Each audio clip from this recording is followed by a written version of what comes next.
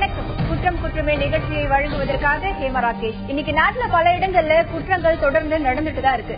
குற்றம் புரிபவனோட மனநிலை எப்படி இருக்கும் அப்படிங்கறத நிறைய தடவை நம்ம பேசிருக்கோம். ஆனா குற்றம் புரியறதுக்கான மனநிலையை உருவாக்குவதுல மிகப்பெரிய விஷயம் என்ன அப்படின்னு பார்த்தா மது அப்படின்னு சொல்லலாம்.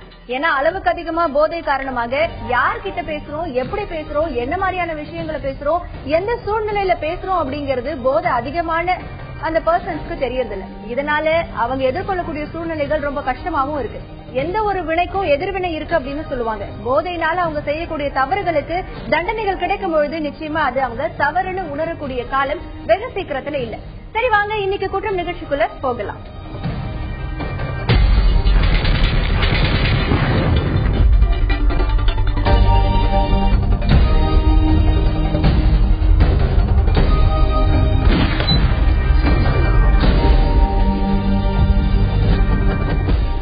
எங்க ஸ்டாஃப் சிவகுமார் சார், அவரு பணம் கட்ட வந்திருக்காங்க.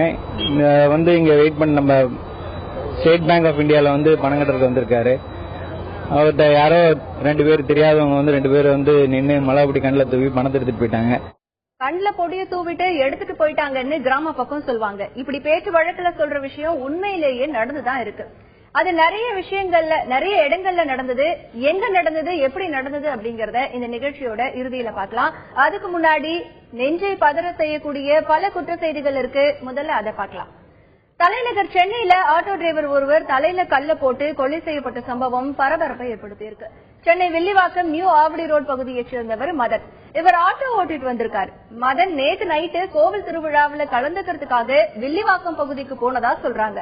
இந்த நிலையில இன்னைக்கு காலையில 95வது வார்டுக்குட்பட்ட பகுதியில் இருக்கிற பொது கழிப்பறையில மதன் இறந்த நிலையில இருக்கிறதா தகவல் கிடைச்சிருக்கு. அவரோட தலையில பலத்த காயம் இருக்கிறது கண்டுபிடிக்கப்பட்டிருக்கு. கொலைய பத்தி மதனோட அப்பா மஸ்தான் போலீஸ்ல புகார் கொடுத்திருக்காரு. சம்பவ இடத்துக்கு வந்த போலீஸ் மதனோட சடலத்தை பிரேத பரிசோதனைக்காக கீழ்ப்பாக்கம் அரசு மருத்துவமனைக்கு அனுப்பி வச்சிருக்காங்க. முதல் கட்ட விசாரணையில தலையில கல்ல போட்டு மதன் கொல்லப்பட்டது தெரிய வந்திருக்கு. மதனை கொலை பண்ணது யாரு, எதுக்காக இந்த கொலை நடந்தது அப்படின்னு போலீஸ் விசாரணையை நடத்திட்டு வராங்க. கரூர்ல பெண் கழுத்தறுத்து கொலை செய்யப்பட்ட சம்பவம் ரொம்பவே பரபரப்பை ஏற்படுத்தி இருக்கு. கரூர் கிருஷ்ணராயபுரம் பக்கத்துல விராலிப்பட்டி இருக்கு. இந்த விராலிப்பட்டியை சேர்ந்தவர் முருகன். முருகனோட மனைவி எஸ்தர் ராணி செங்குந்தபுரத்துல வீட்டை வாடகைக்கு எடுத்து தையல் வேலை பாத்துட்டு வராங்க. ஜெரால்ட் என்பவர் தனியார் துணி ஏற்றுமதி நிறுவனத்துல இருந்து துணிகளை வாங்கி அதை தைக்கிறதுக்காக எஸ்தர் ராணி கிட்ட கொடுத்துட்டு வந்திருக்காரு. வீட்டுக்கு போக நேரம் ஆயிடுச்சுன்னா எஸ்தர் ராணி செங்குந்தபுரத்திலேயே தங்கிடுவாங்க. இந்த நிலையில தான் வீடு ரொம்ப நேரம் ஆகியும் திறக்காததுனாலையும் வீட்டுக்கு வெளியில ரத்தக்கரை இருந்ததுனாலையும் வீட்டோட உரிமையாளர் பத்மாவதிக்கு சந்தேகம் வந்துடுச்சு. இதனால அவங்க போலீஸ்க்கு தகவல் கொடுத்திருக்காங்க.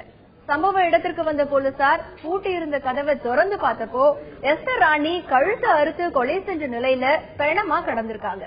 கொலை பத்தி விசாரணை நடத்த தனிப்படை அமைச்சிருக்காங்க. எஸ்தர் ராணிக்கு துணி தைக்க கொடுக்கும் ஜெரால்ட் தலைமறைவாட்டார்.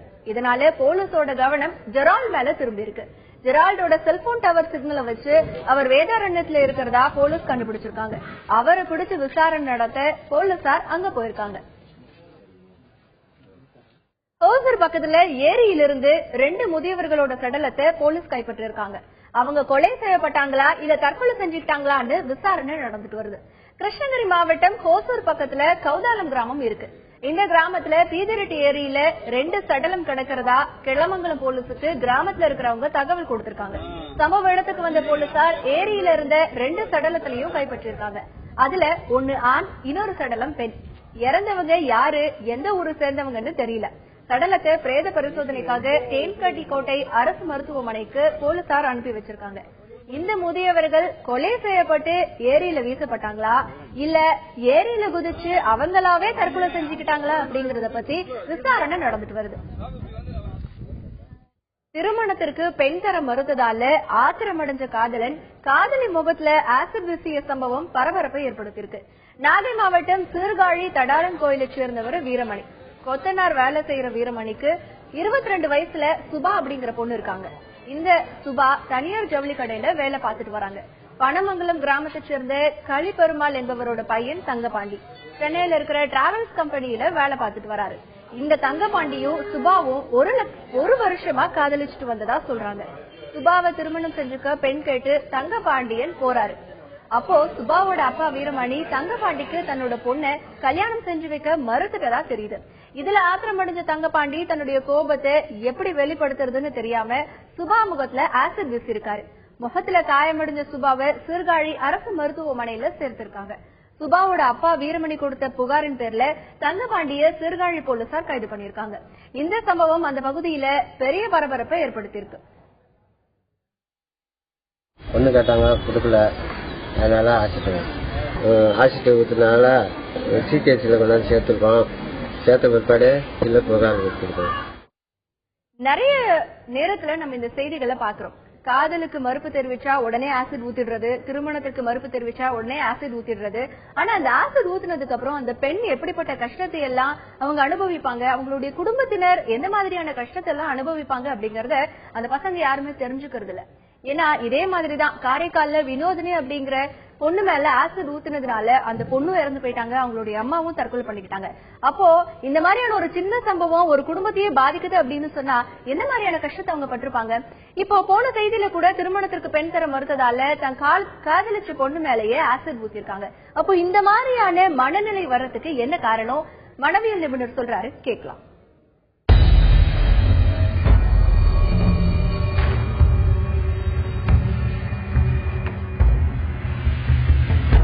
காதலிக்கிற பெண்கள் மேல சப்போஸ் அந்த பெண்கள் மறுப்பு தெரிவித்தாலோ இல்ல சரியா ரெஸ்பாண்ட் பண்ணலனாலோ இம்மிடியேட்டா அந்த காதலிச்ச பையனுங்க ஆசிட் அட்டாக் பண்றாங்க. இதுக்கு முக்கிய காரணம் காதல்ன்றதோட டெபினிஷனே இந்த காலத்துல ரொம்ப தப்பா போயிட்டு இருக்கு. சோ என்னுடைய தேவைக்கு நீ ஒத்துக்கலன்னா நீ எனக்கு தேவையில்லை அப்படின்றப்ப அது காதல் கிடையாது. அது ஒரு காம பொருளா ஒரு செக்ஸ் ஆப்ஜெக்டா தான் அந்த பொண்ணு அந்த பையன் பார்த்திருக்கான். சோ இதுல அடிப்படையிலேயே டெபினிஷன்லயே தப்பு நடக்குது. ரெண்டாவது ஒரு பியர் பிரஷர் இருக்கு. சோ ஒரு லவ் ஃபெயிலியர் வந்தா உடனே கூட இருக்கிற ஃப்ரெண்ட்ஸோ இல்ல ஈவன் மீடியா பிரஷர் கூட சொல்லலாம். அந்த பொண்ணு நல்லா இருக்கக்கூடாது, அவ அழகுல திமிரு காட்டுறா, அவளை சும்மா விடக்கூடாது, இந்த மாதிரி எல்லாம் பேசும்போது எஸ்பெஷலி போதையில குடி பழக்கத்துல இருக்கும் போது பேசும்போது அந்த பையனுக்கு தன்னுடைய ஈகோவை ரப் பண்ண மாதிரி ஆயிடும். சோ ஓஹோ ஆமால நீ சொல்றது கரெக்ட், என்ன உதாசீனப்படுத்திட்டா, அவளுக்கு அவ்வளவு திமுறா, அவளை என்ன பண்றேன் பாரு, இந்த மாதிரி மென்டாலிட்டி போகும். அதை உசுப்பேத்துற மாதிரி ஃப்ரெண்ட்ஸும் நல்லா பேசும்போது இம்மீடியட்டா ஈஸியா அவங்க பண்ணக்கூடியது ஆசிட் அட்டாக். சோ இது சமீபமா அதிகமானதுக்கு காரணம் அகைன் ஈகோ ரொம்ப அதிகமா இருக்கு, காம்ப்ளெக்ஸ் ரொம்ப ஜாஸ்தியா இருக்கு. ஆண்கள் ரொம்ப இமோஷனலி இது ஒரு சின்ன விஷயம், ஒரு பொண்ணு நோ சொன்னா வாழ்க்கையில பாத்துட்டு போயிட்டே இருக்கலாம். பட் அதுக்குள்ள ஊறி போறதுக்கு ஃப்ரெண்ட்ஸும் மீடியாவும் சொசைட்டியும் இன்னொரு முக்கிய காரணமா இருக்கு. சிவகுமார் சார் அவரு பணம் கட்ட வந்திருக்காங்க. இங்க வெயிட் பண்ண நம்ம ஸ்டேட் பேங்க் ஆஃப் இந்தியால பணம் கட்டுறதுக்கு வந்திருக்காரு. அவர்கிட்ட யாரோ 2 பேர் தெரியாதவங்க 2 பேர் நின்று மழை அப்படி கண்ணில் தூவி பணத்தை எடுத்துட்டு போயிட்டாங்க. கண்ணில் கொடிய தூவிட்டு எடுத்துட்டு போயிட்டாங்கன்னு கிராம பக்கம் சொல்லுவாங்க. இப்படி பேச்சு வழக்குல சொல்ற விஷயம் உண்மையிலேயே நடந்திருக்கு. இந்த சம்பவம் எங்க நடந்தது, எப்படி நடந்தது அப்படிங்கறத இன்னும் கொஞ்ச நேரத்துல பாக்கலாம். அதுக்கு முன்னாடி இன்னும் நிறைய குற்ற செய்திகள் இருக்கு, அதை முதல்ல பாக்கலாம். கோவில் கோபுர கலசங்களை திருடுவதற்காக திருப்பனந்தாள் மடத்துக்குள்ள புகுந்த இளைஞரை போலீசார் கைது பண்ணிருக்காங்க. தஞ்சாவூர் மாவட்டம் கும்பகோணம் அருகில இருக்கு திருப்பனந்தாள் ஆதீன மடம். இந்த மடம் 14ஆம் நூற்றாண்டுல இருந்து செயல்பட்டு வருது. இந்த மடத்தோட அதிபரா ஸ்ரீ முத்துக்குமார சுவாமிகள் இருந்துட்டு வராரு. இந்த மடத்தோட சுவர் ஏறி இளைஞர் ஒருத்தர் உள்ள குதிச்சு செல்போன்ல மடத்தை வளைச்சு வளைச்சு போட்டோ எடுத்திருக்காரு. இத ஸ்ரீ முத்துக்குமார சுவாமிகள் பார்த்திருக்காரு. யாரு நீ, எதுக்காக இங்க வந்தன்னு சுவாமி சத்தம் போட அந்த இளைஞர் சுவர் ஏறி குதிச்சு ஓட முயற்சி பண்ணிருக்காரு. ஆதீன பணியாளர்களும் பொதுமக்களும் தப்பிச்சு ஓட பார்த்த இளைஞரை பிடிச்சு போலீஸ் கிட்ட ஒப்படைச்சாங்க. கேமரா இந்த என்ட்ரன்ஸ் பூரா கேமரா வச்சிருக்காங்க. மடத்துக்கு எங்க வேணாலும் இது வச்சிருக்கேன், இந்த கேமரா வச்சிருக்கேன். சரி எதுலையுமே அவன் என்டர் ஆனது பதிவாக, அதனால செவரேறி குடிச்சு தான் வச்சிருக்காங்க. செவரேறி குடிச்சு அண்ணாங்க போயிருக்காங்க. அதை பார்த்துட்டு தான் அப்புறம் இந்த மாதிரி அந்த இளைஞர்கிட்ட இருந்து செல்போனை பறிமுதல் செஞ்ச போலீசார் அவரை ரகசிய இடத்துக்கு கூட்டிட்டு போய் விசாரணை நடத்தினாங்க. இதுலதான் பல உண்மைகள் தெரிய வந்துச்சு. அது என்னன்னா, பிடிப்பட்டவரோட பேரு சையத் இப்ராஹிம். தஞ்சாவூர் மருத்துவக் கல்லூரி சாலையை சேர்ந்த சுலைமானோட மகன் தான் இந்த சையத் இப்ராஹிம்.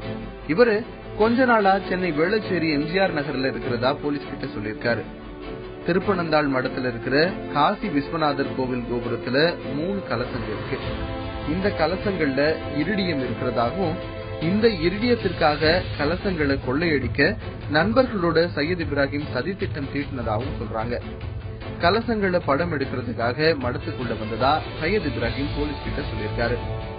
ஆனா மடத்தோட அதிபர் ஸ்ரீலஸ்ரீ முத்துக்குமார சுவாமிகள் என்ன சொல்றாருன்னா, பிடிப்பட்ட இளைஞர் மடத்துல இருக்கிற பொருளை திருட வந்த மாதிரி இல்லைன்னும் வேறு ஏதோ நோக்கத்துக்காக உள்ள வந்திருக்காருன்னு சொல்றாரு. சையத் இப்ராஹிம் சொன்னது உண்மையா இல்லையான்னு போலீஸ் தீவிரமா விசாரணை நடத்திட்டு வராங்க. அருப்புக்கோட்டையில வீட்டோட பூட்டை உடைச்சு நகை பணத்தோடு இருசக்கர வாகனத்தையும் திருடி போன கும்பலை போலீஸ் தொடர்ந்து தேடிட்டு வராங்க. விருதுநகர் மாவட்டம் அருப்புக்கோட்டையில பாளையம்பட்டிக்கு பக்கத்துல போஸ்டல் காலனி இருக்கு. இந்த காலனியில ஜெயபாலன் அப்படிங்கிறவரு வசிச்சுட்டு வராரு. ஓய்வு பெற்ற அரசு அதிகாரியான ஜெயபாலன் வீட்டுலதான் இந்த கொலை நடந்திருக்கு. ஜெயபாலன் குடும்பத்தோட மதுரையில இருக்கிற சொந்தக்காரர் வீட்டுக்கு போயிருக்காரு. வீட்டுல யாருமே இல்லாத தெரிஞ்சுக்கிட்ட கொள்ளையர்கள் 22ஆம் தேதி பூட்டை உடைச்சு நகை பணத்தை கொள்ளையடிச்சிட்டு போயிட்டாங்க. வீட்டோட பூட்டு உடைஞ்சிருக்கிறத பார்த்து அக்கம் பக்கத்துல இருக்கிறவங்க போலீஸுக்கு தகவல் கொடுத்திருக்காங்க. மதுரைக்கு போன ஜெயபாலனுக்கும் தகவல் கொடுத்திருக்காங்க. விஷயம் தெரிஞ்சதும் பதறி போன ஜெயபால் வீடு திரும்பியிருக்காரு. வீட்டுல சோதனை பண்ணி பார்த்தா 43 சவரன் நகையும் 36,000 ரூபாய் ரொக்க பணமும் கொல்ல போனது தெரிய வந்திருக்கு. இது மட்டும் இல்லாம கொள்ளையர்கள் ஜெயபாலனோட இருசக்கர வாகனத்தையும் சேர்த்து ஓட்டிட்டு போயிட்டாங்க. கொள்ளை குறித்து போலீசார் வழக்கு பதிவு பண்ணி விசாரணை நடத்திட்டு வராங்க. ஆனாலும் கொள்ளையர்கள் இதுவரை சிக்கல. தேடுதல் வேட்டை தொடர்ந்துகிட்டு தான் இருக்கு. எங்க அண்ணன் ஜெயபாலன் வீட்டுல தான் நடந்திருக்கு. முந்தின நாள் தான் நாங்க இங்க இருந்து எல்லாம் மதுரைக்கு போயிருந்தோம். இன்னைக்கு வரலான்னு சொல்லி வந்துட்டு இருக்கும்போது காலையில இங்க இருந்து கால் வந்தது, வீடு இந்த மாதிரி உடைச்சிருக்கு அப்படின்னு சொல்லிட்டு நாங்க சரி அங்க இருந்து பார்க்க போகும்போது உள்ள வச்சிருந்த நகைகள்ல வந்து ஒரு 42,000 பவுன் நகை போயிருக்கு. 36,000 ரூபாய் வந்து கேஷா வச்சிருந்தோம், அதுவும் போயிடுச்சு. ஒரு 2 வீலர் அண்ணனோட 2 வீலர் செயின் 67 டி 56 2 வீலரும் வச்சிருக்காங்க. கும்மிடிப்பூண்டியில வீட்டோட பூட்டை உடைச்சு 15 சவரன் நகை 5 கிலோ வெள்ளிய திருடிட்டு போனவங்களை போலீசார் வலை வீசி தேடிட்டு வராங்க. திருவள்ளூர் மாவட்டம் கும்மிடிப்பூண்டி பக்கத்துல பெத்திக்குப்பத்துல கோட்டீஸ்வரன் அப்படிங்கிறவரு 2 நாளைக்கு முன்னாடி குடும்பத்தோட பிள்ளையார்பட்டிக்கு போயிருக்காரு. நேத்து கோட்டீஸ்வரன் வீட்டோட பூட்டு உடைக்கப்பட்டிருப்பதை பார்த்து அவரோட தம்பி போலீசுக்கு தகவல் கொடுத்திருக்காரு. சம்பவ இடத்துக்கு வந்த போலீசார் வீட்டு உள்ள போய் பார்த்தா பீரோவில இருந்த 15 சவரன் நகை 5 கிலோ வெள்ளி பொருட்கள் கொள்ளை போனது தெரிய வந்திருக்கு. வீட்டோட இன்னொரு அறையில இருந்த 25 சவரன் நகைகள் அதிர்ஷ்டவசமா கொள்ளையர்கள் கண்ணுல சிக்காம தப்பிச்சிடுச்சு. மோப்ப நாய் கைரேகை நிபுணர்கள் வந்து தடயங்களை சேகரிச்சிருக்காங்க. இந்த கொள்ளை பத்தி சிப்காட் போலீசார் வழக்கு பதிவு பண்ணி கொள்ளை கும்பலை வலை வீசி தேடிட்டு வராங்க. பொண்ணு இங்க கொடுத்துருக்குற பெத்திக்கு கேட்டாங்க. நாங்கள் எல்லாம் குடும்பத்தோட பிள்ளையார்பட்டி கோயிலுக்கு போயிட்டு இருந்தோம் பிரார்த்தனைக்காக. போயிட்டு நாங்கள் 2 நாள் தங்கியிருக்கலாம்னு போனோம். சரி போயிட்டு வரும்போது இந்த நைட்டு மருமனுடைய தம்பி பார்த்துட்டு ஃபோன் பண்ணாரு. இதுமாரி வீடெல்லாம் லாக்கெல்லாம் வச்சுட்டு எல்லாத்தையும் வலிச்சு போட்டுன்னு சொன்னார். சரி உடனே நாங்கள் வந்து வர வேலை சரி உடனே நாங்கள் கொஞ்சம் அவசரம் கால் டாக்ஸி வச்சு எடுத்து வந்துட்டோம். வந்த பிற்பாடு பார்த்தாங்க ஒரு 6 கிலோ வெள்ளியும் 5.5 கிலோலேருந்து 6 கிலோ வரை இருக்கும்.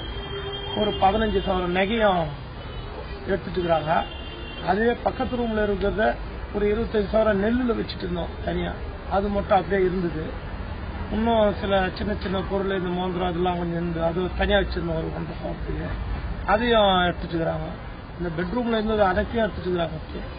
மற்ற ரூம்ல இன்னொரு ரூம்ல ஏதாச்சும் இருந்தது. அப்படியே செல்போன் கடையோட பூட்டை உடைச்சு 70,000 ரூபாய் மதிப்புல இருக்கிற செல்போன்களை மர்ம நபர்கள் திருடிட்டு போயிட்டு இருக்காங்க. ராமேஸ்வரம் ரயில் நிலையம் போற வழியில 6 லைன் பகுதியில பூபாலன் அப்படிங்கிறவரு செல்போன் கடை நடத்திட்டு வராரு. 23ஆம் தேதி நைட்டு பூபாலனும் வழக்கம் போல கடையை பூட்டிட்டு வீட்டுக்கு போயிட்டாரு. அடுத்த நாள் காலையில வந்து பார்த்தா கடையோட பூட்டு உடைஞ்சிருக்கிறத பார்த்து ரொம்பவே அதிர்ச்சி அடைஞ்சிருக்காரு. உள்ள போய் பாக்குறப்பதான் தெரியுது 70,000 ரூபாய் மதிப்புல இருக்கிற செல்போன், 3,000 ரூபாய் படம், மெமரி கார்டு இது எல்லாமே திருடு போயிருந்தது தெரிய வந்திருக்கு. கொள்ளைய பத்தி பூபாலன் போலீஸ் கிட்ட புகார் கொடுத்திருக்காரு. சம்பவ இடத்துக்கு வந்த போலீஸ் விசாரணையை நடத்திருக்காங்க. காலையில வந்து கடல் வரும்போது கூட்டு இல்லாம இருந்துச்சு கடை. சட்டத்துக்கு வேகமா பதட்டத்துல பார்க்கல உள்ள வந்து பொருள் இல்லாம சேதம் இருந்துச்சு. அதோட உள்ள வந்து பார்க்கும்போது செல்லு இல்லாம அந்த கீழே விழுந்து கிடக்கு. மொபைல் பாக்ஸ் பார்த்து ஓபன் பண்ணி பார்த்துருக்காங்க. மேக்சிமம் நாங்கள் பாக்ஸில் உள்ள மொபைலை புது மொபைலை பார்த்து எடுத்துட்டு இருக்கோம். எம்டி பாக்ஸ் மட்டும் தான் வைப்போம். அதனால இங்கே சர்வீஸ்க்கு வந்த கஸ்டமரோட மொபைல் ஒரு 70 செட்டுக்கு மேல மொபைலுக்கு மேலே எடுத்துட்டு இருக்காங்க. எல்லாமே காஸ்ட்லியான மொபைல். அதை எடுத்து போயிருக்காங்க. ரெண்டாவது மெமரி கார்டுல பாத்தீங்கன்னா அட்டையில உள்ள மெமரி கார்டு பாத்தீங்கன்னா பேக்கிங் எடுத்துட்டு அட்டையை மட்டும் போயிருக்காங்க மெமரி கார்டு எடுத்துட்டு. அது மாதிரி கலால இருந்த பணம் ஒரு 3000 பணம் எடுத்துட்டு போயிருக்காங்க. பெட்ரோல் பங்க் கேஷியரை தாக்கிட்டு 1 லட்சம் ரூபாய் பணத்தை கொள்ளையடிச்சிட்டு போனவங்களை போலீசார் வலை வீசி தேடிட்டு வராங்க. சென்னை தாம்பரம் மதுரவாயில் பைபாஸ்ல ஹெச்பி பெட்ரோல் பங்க் இருக்கு. இந்த பங்கோட கேஷியர் பாலகிருஷ்ணன் 22ஆம் தேதி நள்ளிரவு வேலையில இருந்திருக்காரு. அவரோட 6 பேர் பங்க்ல வேலை பார்த்திருக்காங்க. அப்போ திடீர்னு கார்ல வந்த முகமூடி கொள்ளையர்கள் கத்தியை காட்டி மிரட்டி பணத்தை கொள்ளையடிக்க முயற்சி பண்ணிருக்காங்க. அப்ப கேஷியர் பாலகிருஷ்ணன் எவ்வளவோ இதை தடுக்க முயற்சி பண்ணிருக்காரு. ஆனா கொள்ளையர்கள் பாலகிருஷ்ணனை சரமாரியா தாக்கிட்டு அங்க இருந்து 1 லட்சம் ரூபாய் பணத்தை கொள்ளையடிச்சிட்டு போயிட்டு இருக்காங்க. சம்பவ இடத்துக்கு வந்த போலீஸ் பெட்ரோல் பங்க்ல இருந்த சிசிடிவி கேமராவில பதிவான காட்சிகளை வச்சு கொள்ளையர்களை தேடிட்டு வராங்க. காயமடைந்த பாலகிருஷ்ணனை குரோம்பேட்டையில இருக்கிற தனியார் மருத்துவமனையில அவர் சிகிச்சை பெற்று இப்ப வீடு திரும்பிட்டாரு. ஆனா இதுவரைக்கும் கொள்ளையர்களை கைது பண்ணல. மதுரவாயில இருந்து இங்க தாம்பரம் வரைக்கும் வந்துருந்தேன். அது இப்ப பக்கத்துல லெப்ட்ல வந்து ஹெச்பி பெட்ரோல் பங்க் இருந்தது. அதுல பெட்ரோல் போட போனேன். அப்பதான் போலீஸ் எல்லாம் நிறைய இருந்தது. என்னன்னு விசாரிச்சா நைட்டு திருடனுங்க 6 பேர் கார்ல முகமூடி அணிச்சு வந்ததா சொன்னாங்க. என்னன்னு மேல் கொண்டு விசாரிச்சதுல கேஷியர் தொண்டையில கட்டி வச்சது பணம் கட்டி மிரட்டி 50,000 ரூபாய்க்கு மேல எத்துமோண்டா சொல்றாங்க. மிளகா பொடிய சமையலுக்கு பயன்படுத்துறதுதான் நம்ம வழக்கம். ஆனா கொலை வழிப்பறியில ஈடுபடுறவங்களும் இது ஒரு ஆயுதமா பயன்படுத்துறாங்க. கத்தி அறிவால் இல்லாம வெறும் மிளகா பொடிய தூவி தாலி மற்றும் பணத்தை கொள்ளையடிக்கிறதும் போலீஸ் மோப்ப நாய்கிட்ட இருந்து தப்பிக்க இப்ப எல்லாம் மிளகா பொடியை பயன்படுத்த ஆரம்பிச்சிட்டாங்க. ஈரோடு பக்கத்துல இருக்கிற வீரப்பம்பாளையம் பகுதியில பாரத ஸ்டேட் வங்கி இருக்கு. இதே பகுதியை சேர்ந்தவர் சிவகுமார். தனியார் நிறுவன ஊழியரான சிவகுமார் வங்கியில பணம் செலுத்த 6 லட்சம் ரூபாயை எடுத்துட்டு இன்னைக்கு காலையில போயிருக்காரு. அப்போ இருசக்கர வாகனத்துல வந்த மர்ம நபர்கள் 2 பேரு மிளகா பொடிய சிவகுமாரோட கண்ணுல தூவி இருக்காங்க. கண்ணெரிச்சல் தாங்க முடியாம சிவகுமார் நிலைக்குழஞ்சி கீழே விழுந்துட்டாரு. அப்போ அவர் கையில இருந்த பணப்பைய மர்ம நபர்கள் பறிச்சுட்டு போயிட்டாங்க. மிளகாய் பொடி தாக்குதலால பாதிக்கப்பட்ட சிவகுமார் தனியார் கண் மருத்துவமனையில சிகிச்சை பெற்று வராரு. மக்கள் நடமாட்டம் அதிகமா இருக்கிற பகுதியிலேயே இந்த கொள்ள சம்பவம் நடந்தது ரொம்ப பெரிய பரபரப்பை ஏற்படுத்தியிருக்கு. சிவகுமார் சார் அவரு பணம் கட்ட வந்திருக்காங்க. வந்து இங்க வெயிட் பண்ண நம்ம ஸ்டேட் பேங்க் ஆஃப் இந்தியால வந்து பணம் கட்டுறதுக்கு வந்திருக்காரு. அவர்கிட்ட யாரோ 2 பேர் தெரியாதவங்க வந்து 2 பேர் வந்து நின்று மலைப்படி கண்ணில் தூவி பணத்தை எடுத்துட்டு போயிட்டாங்க. இந்த சம்பவம் ஒரு வருத்தப்படியாத சம்பவமான இருக்கு நமக்குங்க. இது மாதிரி இனிமேல் சம்பவங்கள் நடக்காம இருக்கிறதுக்கு நம்ம பாதுகாப்பா இருக்கணும். பாதுகாப்பா எழுதி நம்ம போலீஸ்ட்டு கேட்டுக்கணும். அமௌண்ட் ஒரு 6 lakhs இருக்குங்க சார். வாங்கிய கடனை திருப்பி தராதவரை கடைசி கொலை பண்ண முயற்சி பண்ண சம்பவம் பரபரப்பை ஏற்படுத்தியிருக்கு. இது தொடர்பா 2 பேரை போலீசார் கைது பண்ணிருக்காங்க. தூத்துக்குடியை சேர்ந்த காளிதாஸ் அப்படிங்கிறவரு சென்னை சோழிங்கநல்லூர்ல அடுத்த நாவலூர்ல வசிச்சுட்டு வராரு. ஹோட்டல் நடத்திட்டு வரும் காளிதாஸ் கூடுவாஞ்சேரிய கார்த்திக், தேனியை சேர்ந்த வெங்கடேஷ் ஆகியோரிடம் குடும்ப செலவுக்காக 2 லட்சம் ரூபாய் வாங்கி இருக்கிறதா தெரியுது. வாங்கிய கடனை திருப்பி கேட்டப்போ காளிதாஸுக்கும் கார்த்திக் வெங்கடேஷுக்கும் இடையே தகராறு ஏற்பட்டிருக்கு. இதுல ஆத்திரமடைஞ்ச கார்த்திக் வெங்கடேஷ் கூட்டா சேர்ந்து காளிதாஸையும் அவரோட சேர்ந்து அந்தோணி அப்படிங்கிறவரையும் கார்ல கடத்திக்கிட்டு போய் சரமாரியா தாக்கியிருக்காங்க. கார்த்திக் வெங்கடேஷ் கிட்ட இருந்து தப்பிச்சு வந்த அந்தோணி போலீஸ் கிட்ட தகவல் கொடுத்திருக்காரு. இதுக்கப்புறம் கார்த்திக் வெங்கடேஷ கைது பண்ண போலீசார் காளிதாஸ மீட்டிருக்காங்க.